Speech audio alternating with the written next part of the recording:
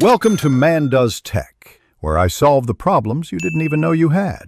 You begin by confirming access to the account that needs a new authenticator key. Make sure you also have any backup codes saved. Once done, open the service's security or two-step verification settings. Next, launch the Google Authenticator app on your phone and choose to add a new account. You do this now because the service will display the key or QR code you must scan. Be ready to switch between the service and the app quickly. Now, on the service, click to set up or regenerate two-factor authentication. The site will present a QR code and often a textual setup key. In the Authenticator app, choose Scan QR code for fastest setup. Alternatively, tap Manual Entry and type the setup key exactly. As you scan or enter the key, the app will create a time-based code. Make sure to copy the textual key somewhere secure, because you'll need it if you lose this device. Finish by entering the 6-digit code from the Authenticator into the service to verify the new key.